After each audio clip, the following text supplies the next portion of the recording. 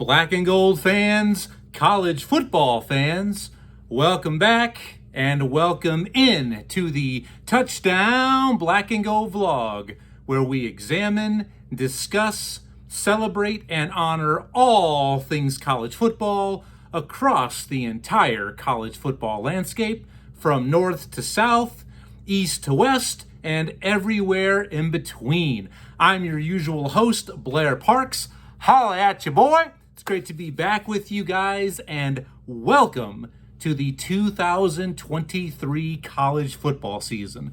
Guys and girls, we are under 30 days from college football kickoff. I cannot wait. It's been a long, hot, humid summer down here in the show me state of Missouri. I am absolutely ready to get it on and check out, watch, and talk and share my love of college football with you, the Touchdown Black and Gold family, and all of you college football fans. It's great to be back with you. I can't believe it. What a long off season it's been. But like I said, it's great to be back here in true form, and I am so blessed and so lucky to be back. This will be my third season here on the channel on the Touchdown Black and Gold vlog, and I thank you all for your support, your attention, and allowing me to share my love of college football, my love of everything college football, I should say. I am a fanatic, because fan is short for fanatic. Share my love and joy of everything college football with you each and every week. It's great to be back.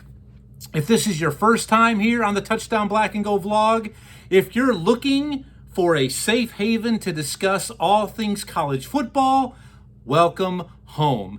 It doesn't matter if you don and root for the Black and Gold of Iowa or not. You are absolutely welcomed here, and I encourage you, ask, beg, and plead for you to please get involved in the comment section below. Let me know what you like, what you dislike. Do you agree, disagree? I want to hear from you, the college football fan. Please get involved. Let your voice be heard, and I promise you, I will get back to each and every one of you individually sooner than later. So please get involved. Let me know if you like what you see or what you hear, and I absolutely will get back to you. And please support the channel, spread the love, spread the word, tell your fellow college football fans, your family, your colleagues, anybody and everybody to check me out here on the Touchdown Black and Gold vlog. And please, let's continue to get the word out, build this momentum. Please, if you like it, subscribe, click that button, get notifications, rate, like, share, and like I already mentioned, please comment, get involved. So, this is what's on tap for today's show. And this has been, for the past two seasons, my favorite episode I've done every season. This week, what I've got for you, because this episode really kind of kicks off the official upcoming college football season for me, even though I have done a few episodes halfway recently.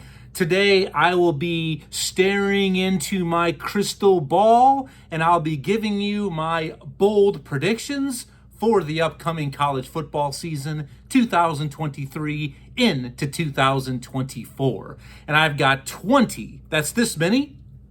I've got 20 big predictions to share with you. I want to get these on paper. I want to make them official. And here I am in front of you. I will put my name, my character, everything right here on the line just for you. So let's go ahead and get into it. And please, if you like, dislike, agree, or disagree with my hot takes, please, once again, comment, like, share, subscribe, get involved. Let's go ahead and get into it. What do you say?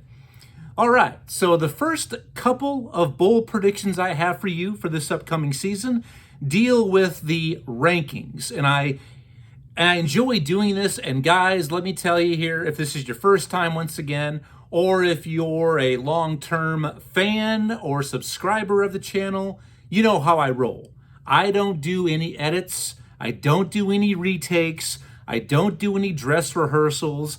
I do my own stunts, because if I did any of those things, guys, it would be a job. And I'm just here for the love of the game, for my enjoyment, your enjoyment. So once again, this takes a little bit of time for me. After hours, weeks, days, even months of research, magazines, articles, watching games from last season, I'm very proud to present these with you. So the first two deal with rankings. Now, the official rankings have not hit yet, so I really am once again looking into that crystal ball when I start off with my first two predictions.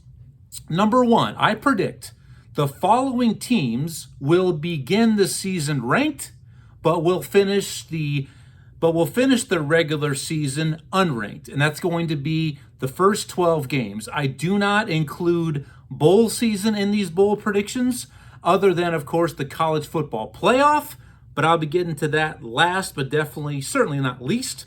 So the following teams will begin the season ranked, but will end the season unranked. They will be TCU, South Carolina, Tennessee, North Carolina, UCLA, Tulane, and Oregon. I see a lot of drop-off from those teams from last season and this season based on their rosters, their schedules. I think they are going to come up a little bit short of expectation. Now, the flip side of that, I've got some teams that I believe will begin the season unranked, but will end the regular season in the rankings. And those teams, number two, are Texas Tech. By the way, I'm very bullish on Texas Tech, and more on them later. Texas Tech, Pitt, Iowa, Kansas, South Alabama. That's right, the Jaguars, and I'm also really bullish on them. Stay tuned, you South Alabama fans. Boise State and UTSA, the Roadrunners. Now, as you saw there, my last three are from the Group of Five conferences: South Alabama, Boise State, and UTSA. That's right, it's pronounced Boise. That's how the locals there in Idaho say it, because I believe those three teams will end up ranked going into bowl season because they will win their respective conferences. All right, so number three.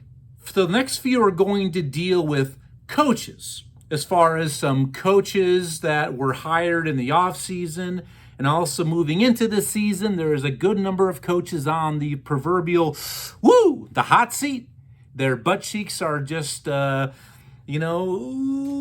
up a little bit. They're feeling the heat. They're feeling the pressure.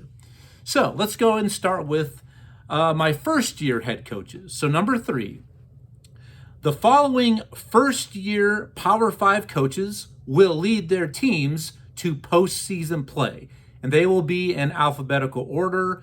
Zach Arnett, the new coach at Mississippi State, even though he's not brand spanking new, he was the long-term defensive coordinator. He did take over for the late, great Mike Leach. He did coach Mississippi State in their bowl game, and a victory over the Fighting Illini of Illinois. Luke Fickell, the new head man at Wisconsin. He leaves Cincinnati after a very, very successful tenure at Cincinnati. It was a great success, as Barat would say. He's the new man at Wisconsin. Hugh Freeze, welcome home. He comes back to the SEC.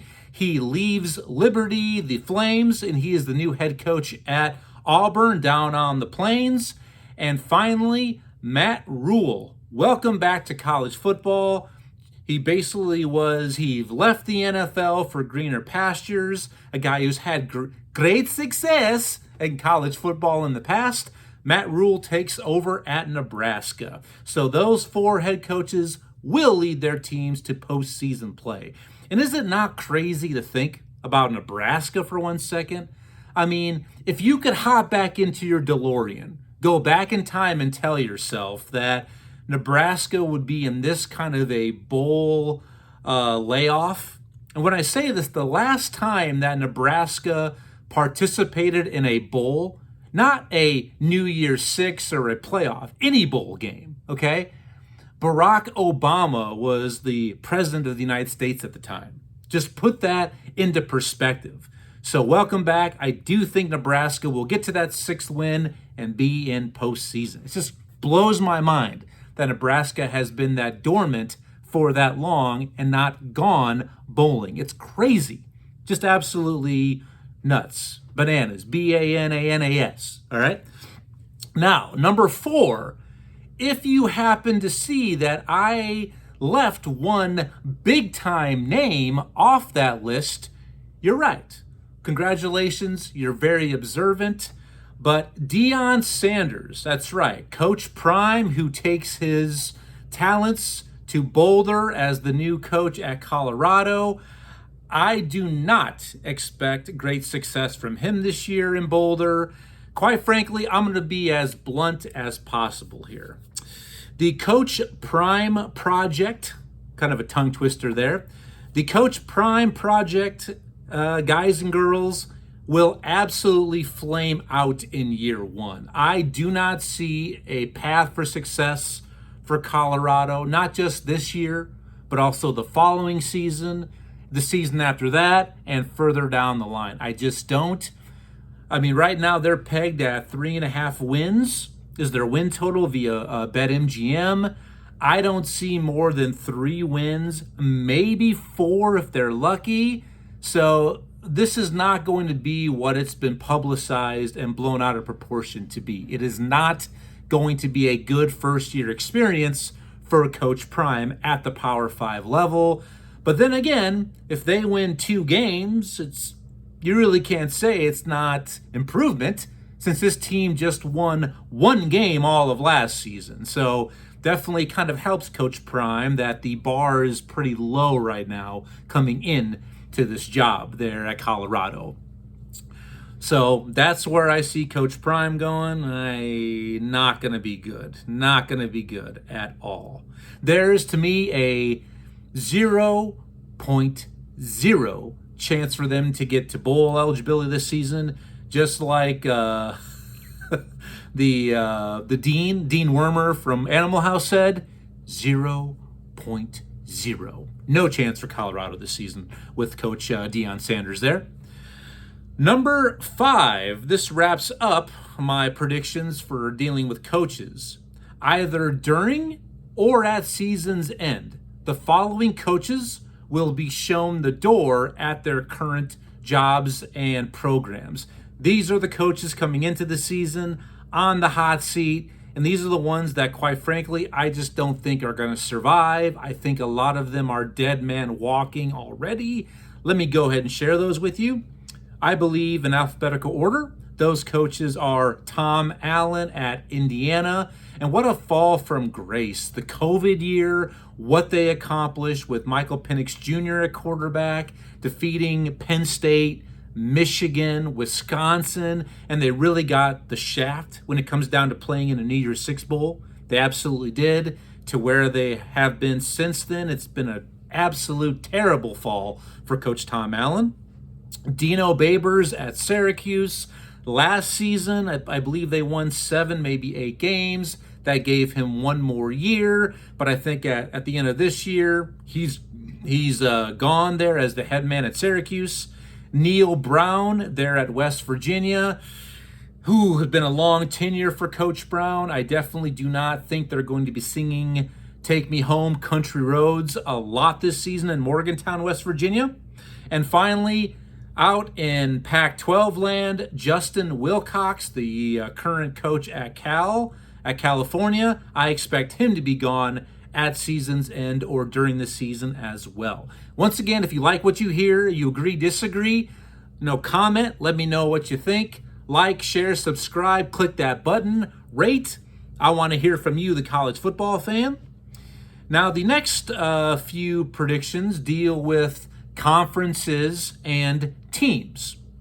So this is where I'm going to probably get a lot of chatter or shade thrown in my direction from what I'm going to say for the next 2.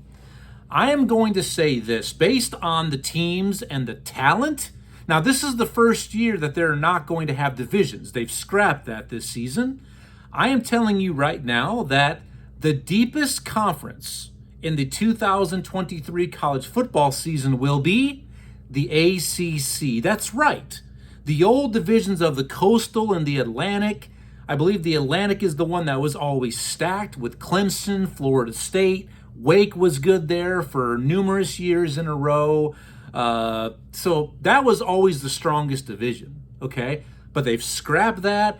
And you look at teams that I think are going to be really solid. I think all of these teams could potentially be 8, 9 wins. It's definitely going to be the deepest from top to bottom. I mean, you've got Clemson, Florida State, Pittsburgh, North Carolina, Miami, NC State, Duke. That's right, Duke, who I believe won 8 games last year. What are they going to do for Coach Mike Elko's encore season, his second season coming up at Duke as the head coach? And Louisville, my guy, Coach Braun, the offensive guru that he is, went home. He left Purdue in the offseason and now is back at Louisville. So the ACC, guys, will be the deepest conference. Last year, this guy right here told you in the preseason that the Big 12 would be last year's deepest conference, and it absolutely was. So take my word for it. ACC going to be deep, and it's going to be just uber competitive week in and week out.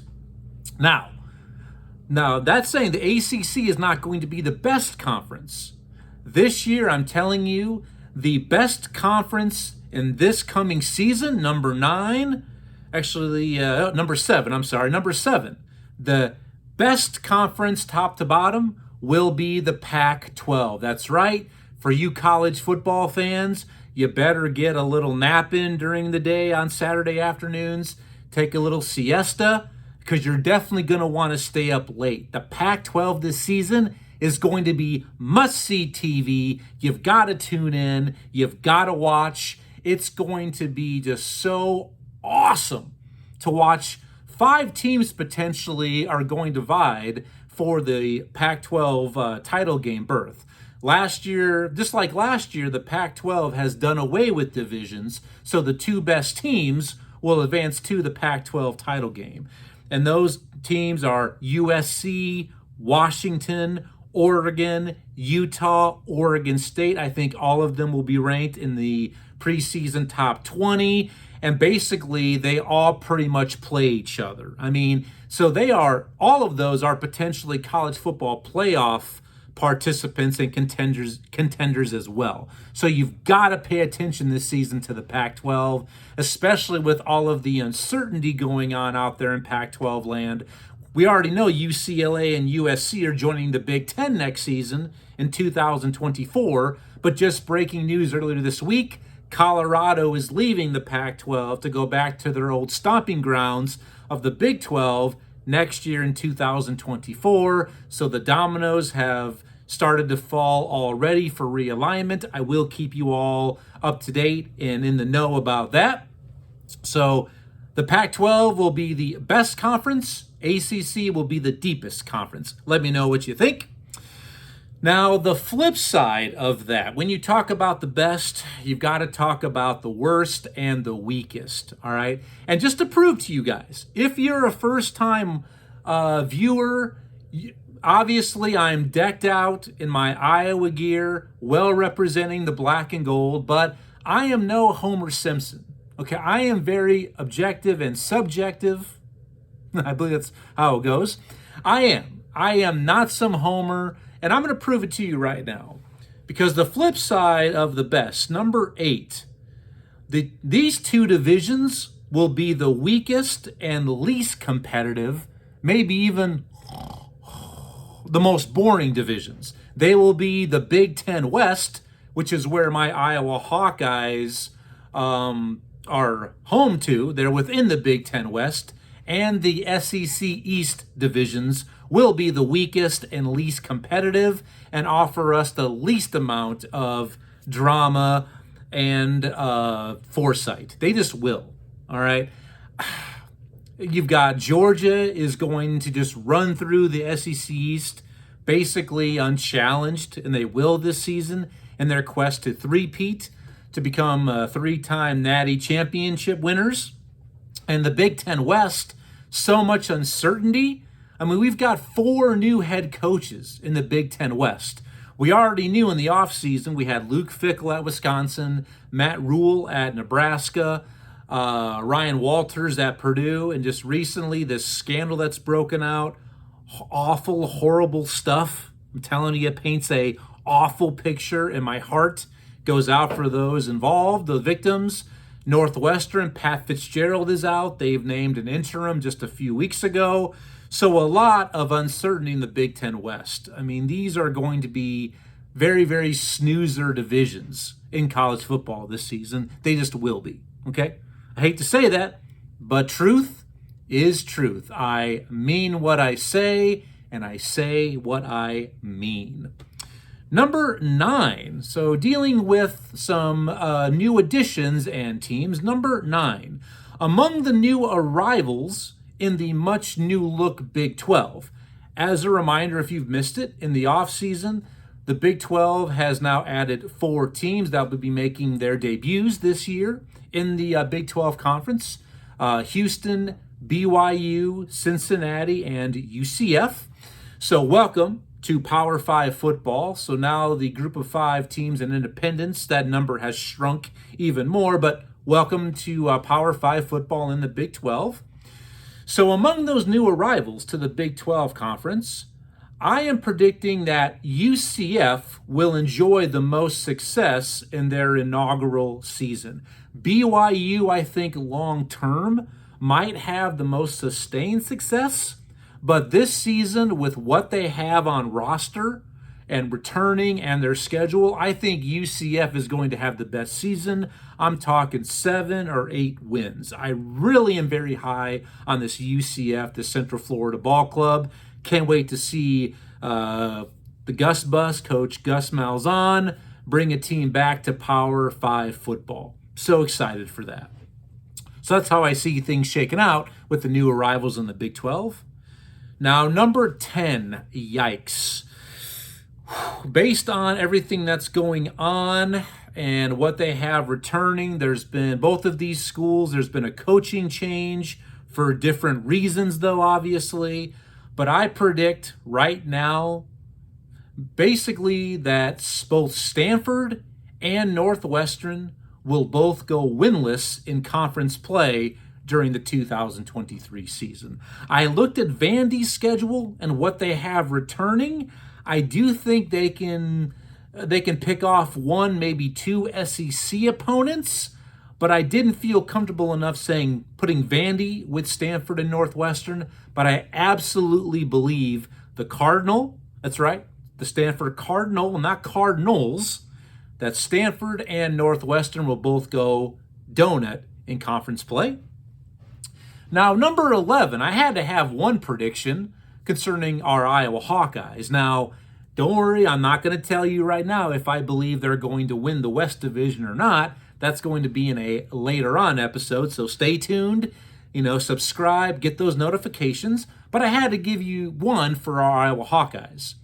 Now, number 11, concerning the most followed and stat during the upcoming season, at least for us Hawkeye fans, I should say, is going to be that 25 points per game average that has been mandated that the Iowa offense must score to keep much embattled OC Brian Ferentz in Iowa City as the offensive coordinator. During the offseason, there was some stipulations made to his contract, and those stipulations were made very public, and that is one of them. They must score or average 25 points a game.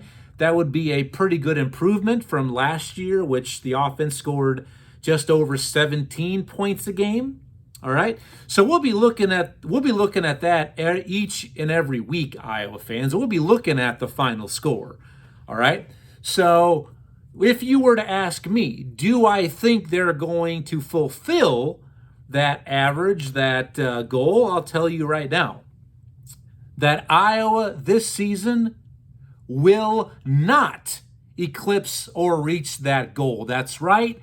I don't think they're going to end up averaging at the end of the regular season 25 or more points. I definitely think there's going to be an improvement in the offense. I'm thinking anywhere from 4 to 6 points. So that is a lot. If you can score 22 points, if the Iowa offense can put up 22 points a game based on how solid that defense and special teams are, that's going to give them a chance to win basically any game. They'll be right there, okay? But I just don't see them averaging 25 or more. I mean, I think they will, put that up in certain games. I mean, I think they'll reach that. They'll go above that number in certain games, Utah State, Western Michigan, Michigan State, Purdue, Northwestern, and Rutgers. But they've got to play some pretty legit defenses this season. I mean, they go up against Penn State, Wisconsin, Minnesota, and Illinois. I mean, Illinois last year was the best defense via the numbers in the Big Ten, so they still have to play some pretty legit sound defenses, okay? So that's why I just think when push comes to shove, they're going to come up just a little bit short. But could I see them putting up 30 or even a 40 burger on those first list of teams I gave you? I do, but I think they're going to come up a little bit short of 25. Hopefully I'm wrong about that, but just I got to go with my gut feeling here. I'm sorry. And sometimes you got to listen to your head and not your heart. All right? So number 12, dealing with more teams. This is the big one, guys. All right?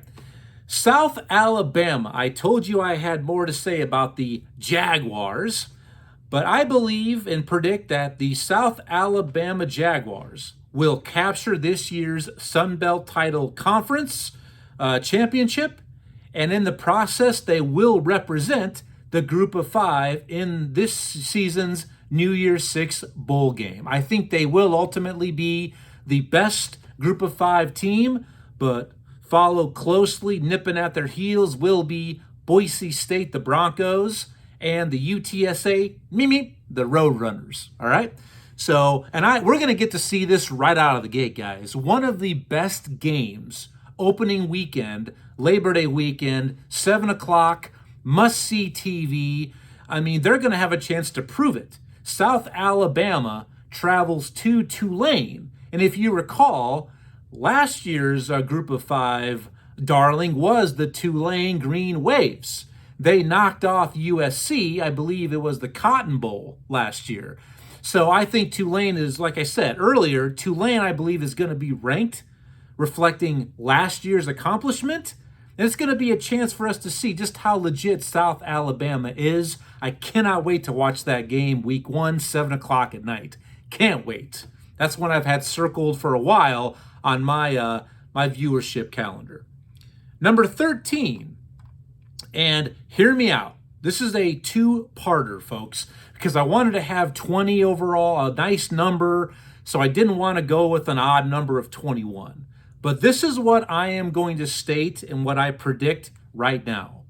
Every team this season, or that's every single one, except for the possibility of one, will have at least one loss at the end of the regular season. I think every team is going to have at least one L in the column prior to conference championship weekend. The only team that I think that could go unblemished, a perfect 12-0, is the two-time defending champions, Georgia Bulldogs. Because first of all, there's some reasons why.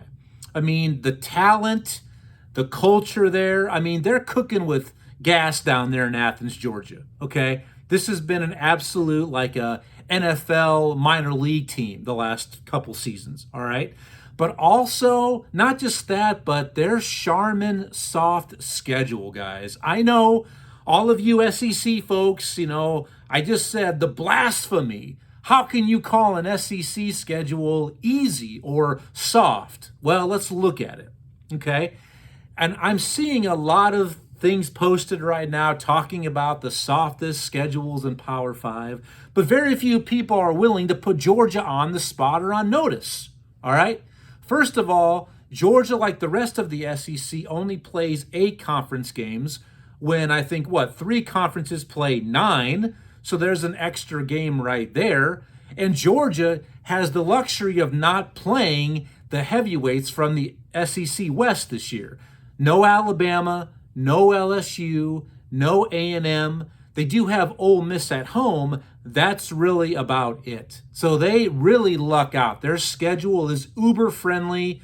4 non-conference games, really 3. One's against an FCS opponent, UT Martin. I mean, what are they? The Sky Falcons or something like that. No disrespect to UT Martin, but yeah. And their one Power 5 opponent they play is Georgia Tech. I mean, come on, is that even really a rivalry anymore with the Yellow Jackets from the ACC?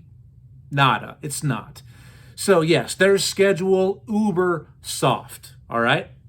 So the second part of this prediction, other than no one is going to go undefeated, I believe that lightning is going to strike twice.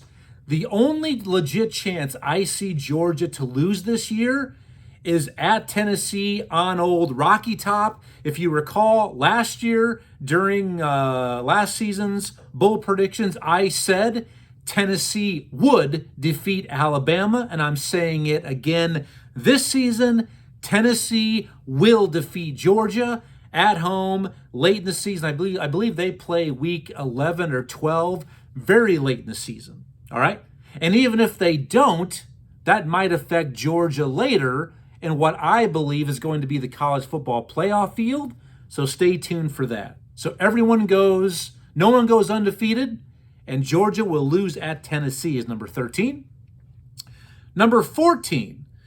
The thing is, people have asked me, Blair, who is going to be this year's version of TCU? Maybe that's kind of deserved because this guy predicted last year in this episode that TCU would shock the world and make the Big 12 title game. Now, I didn't say they would make the college football playoff. I didn't even predict they would win the Big 12 title, but I was bullish on them, and I said they will make the Big 12 title game, and they didn't win, and that's exactly how it went down.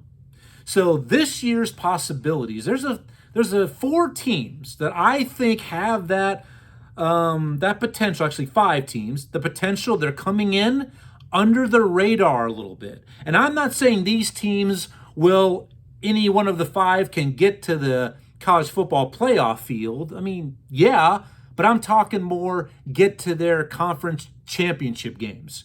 And they are Texas Tech. Once again, I'm bullish on them. Kansas with quarterback Jalen Daniels, absolute stud. Pittsburgh, another transfer QB, Phil Jurkovec within the ACC from Boston College. Ole Miss and the Fighting Illini of Illinois. I think they have a legit chance to win the Big Ten West as well.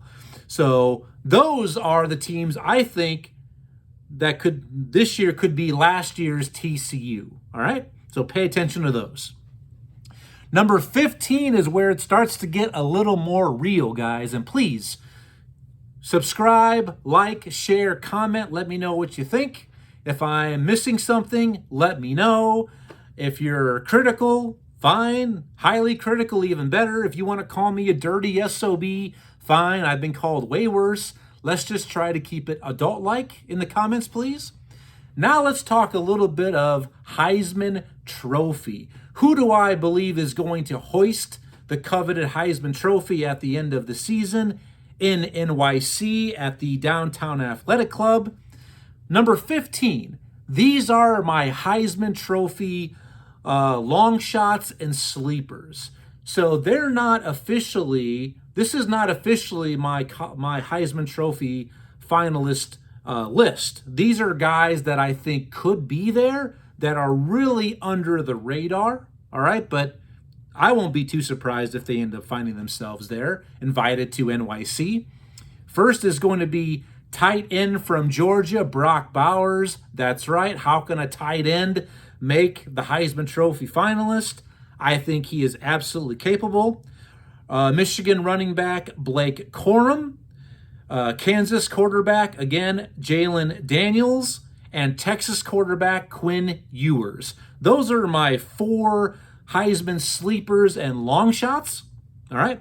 Now let's get to my Heisman Trophy finalists and who I think is going to take home the hardware and win this year's Heisman Trophy. Let me get a quick swig of water here. So here is my Heisman Trophy finalists.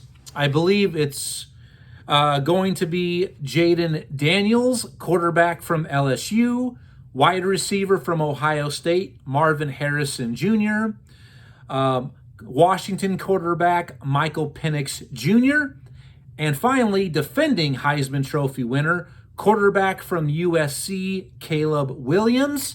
And I believe the winner of this year's Heisman Trophy is, or will be, wide receiver from Ohio State, Marvin Harrison Jr. I think he absolutely is the most talented, best, and most impactful player in college football this season, without a doubt. I think if Ohio State said, we're going to put us on your back, now carry us to the CFP, I believe he could do it. He's that good and that unstoppable.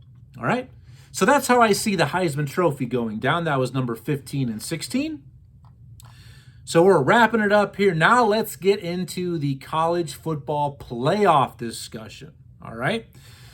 So before I give you or unveil my college football playoff field and my national championship winner, number 17, there's two teams this season that are going to have a major, legit say-so as far as who is going to either end up in the CFP field or find themselves left out, because these two teams play a ton of college football playoff contenders. So these will kind of be the make or break teams, all right? And the first one is the Notre Dame Fighting Irish. Notre Dame plays this year Ohio State, USC, and Clemson. All three of those are college football playoff contenders. And the other team is Utah, the Utes, the two Utes, all right? I already said that the Pac-12 is stacked. It's going to be the best conference. But Utah plays all four of the other contenders, all right? Utah plays USC, Washington, Oregon, and Oregon State. All of those teams are college football playoff contenders. And if Utah and Notre Dame can navigate those difficult, troubled, rapid waters of a schedule, they could easily find themselves in the college football playoff field. So keep an eye on Notre Dame and Utah when it comes down to ultimately who gets invited to this year's college football playoff field. Number 18.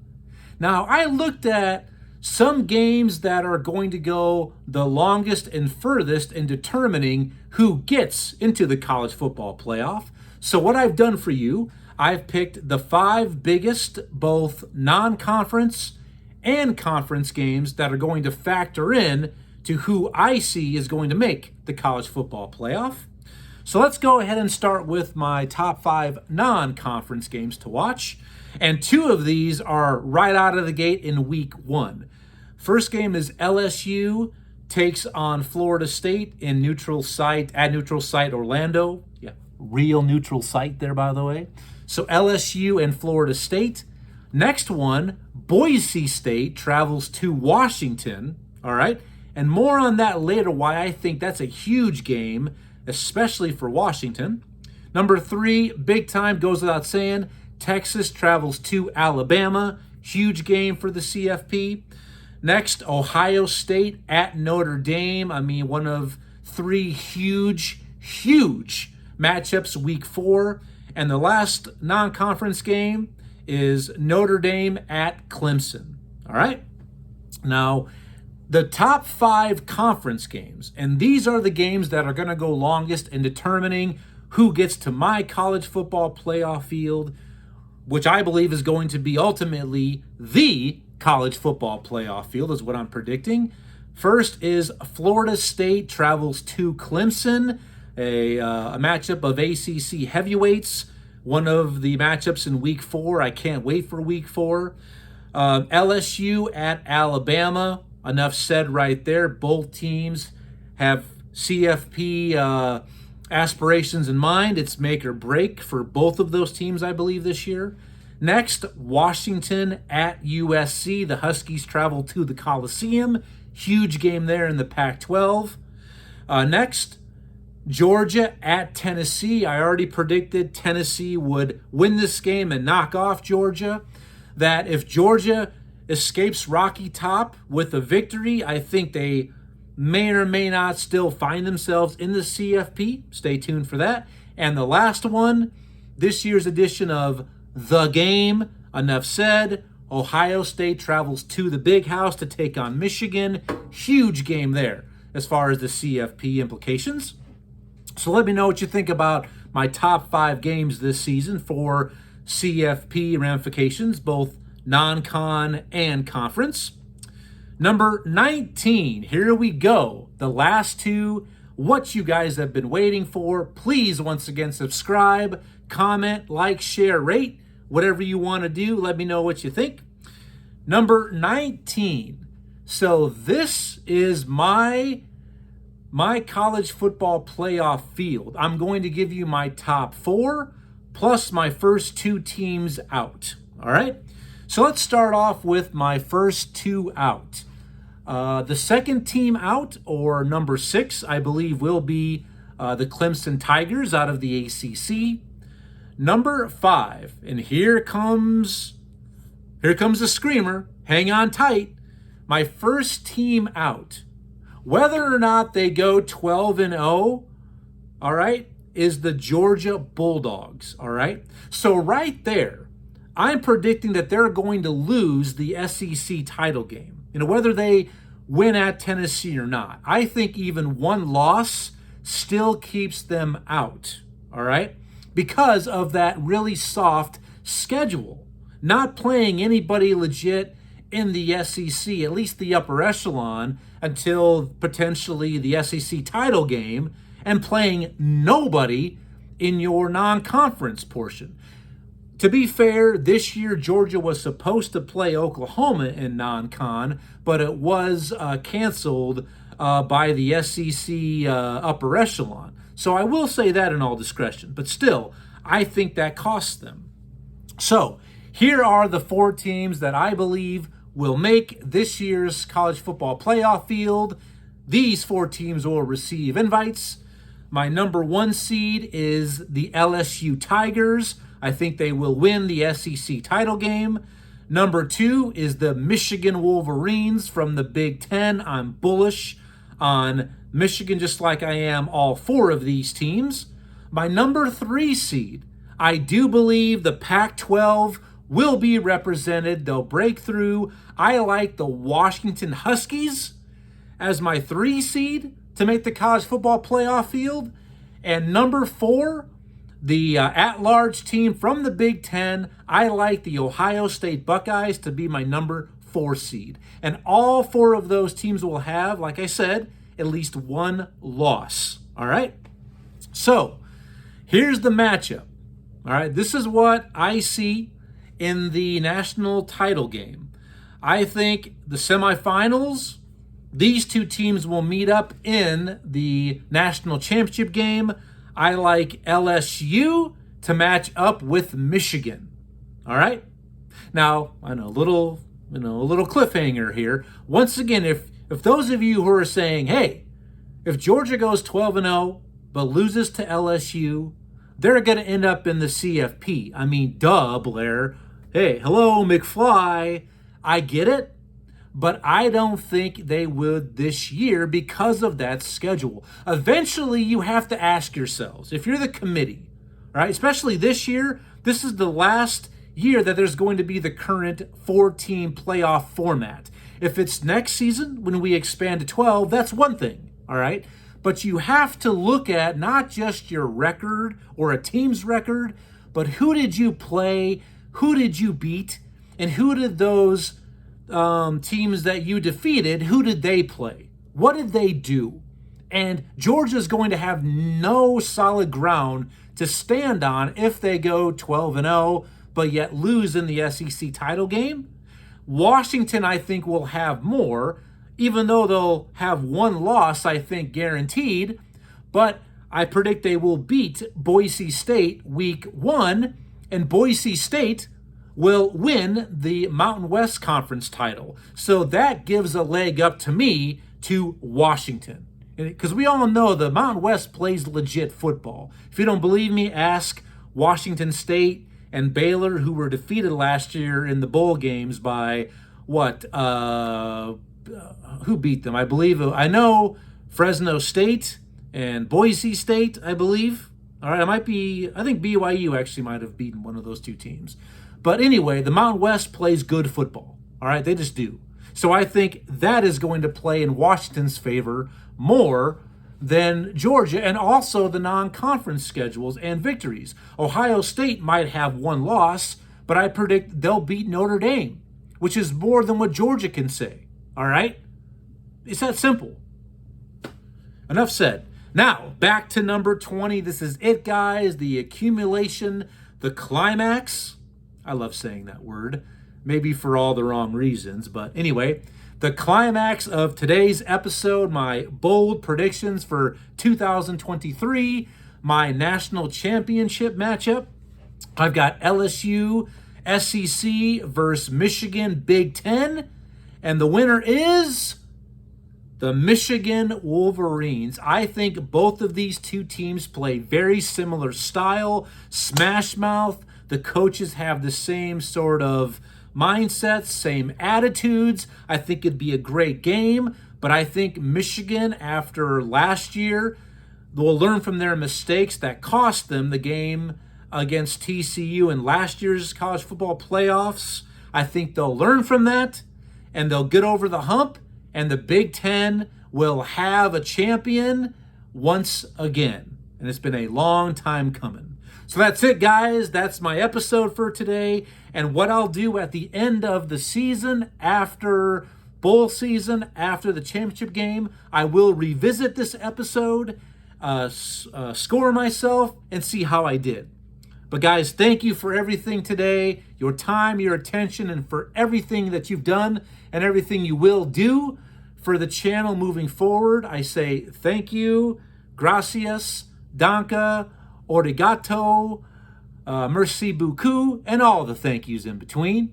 Next week, guys, I'll be back for my Big Ten conference preview show. Can't wait to bring that to you. So until then, enjoy the rest of your work week, your weekend. Have fun, be safe, and thank you for joining me on this episode of the Touchdown Black and Gold Vlog. See you next week. Bye-bye.